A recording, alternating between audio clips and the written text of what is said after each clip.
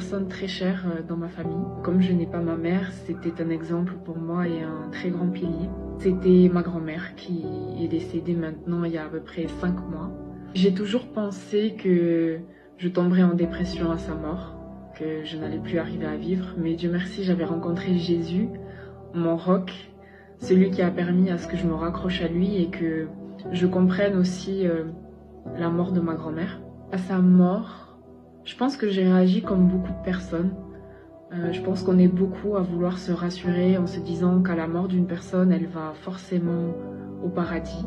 Honnêtement, c'est ce que j'ai pensé pour ma grand-mère. Je me suis dit, c'est sûr qu'elle est au paradis avec Dieu, vu la personne qu'elle était sur terre, que la façon dont je la connaissais. Donc pour moi, c'était logique qu'elle aille au paradis.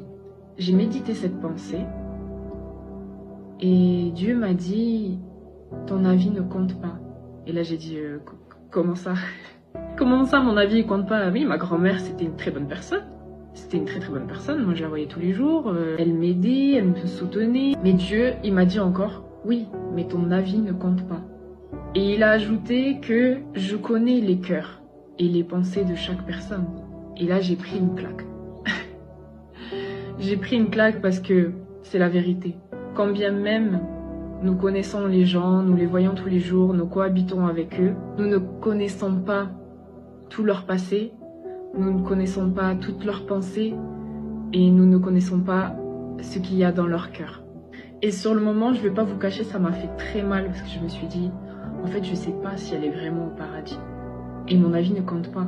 J'ai dit à Dieu, peu importe où elle est, j'espère juste qu'elle est avec toi, parce que c'est mon espoir. Mais il faut accepter aussi le fait que les gens ne sont pas là où nous espérons qu'ils sont.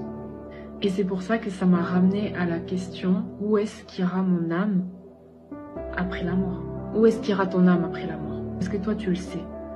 Et ne te base pas sur tes œuvres, parce que c'est pas ça qui te sauve. C'est pour ça que Dieu a envoyé son Fils.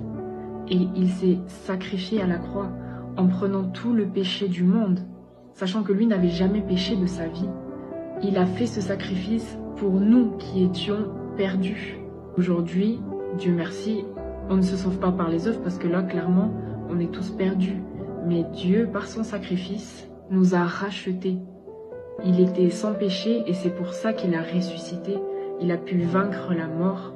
Et c'est pour ça qu'aujourd'hui, seulement par la foi en lui, en son histoire, en son sacrifice et en sa résurrection, tu es sauvé.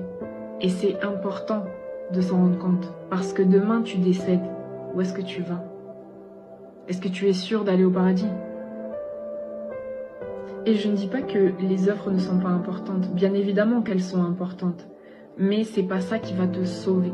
Elles ne te sauveront pas. Tu peux faire tout ce que tu veux. Si tu n'as pas foi en Jésus, si tu n'as pas foi en Dieu, tu n'auras pas accès. Et c'est important qu'on se rappelle. La mort, elle peut toquer à n'importe quel moment. Nous avons tous un sablier au-dessus de la tête et on ne sait pas quel temps il nous reste. Peut-être que je vais couper le téléphone et je vais avoir une crise cardiaque. Et ce sera mon dernier message. Franchement, je serais contente que ce soit mon dernier message. Ça serait quand même un peu glauque.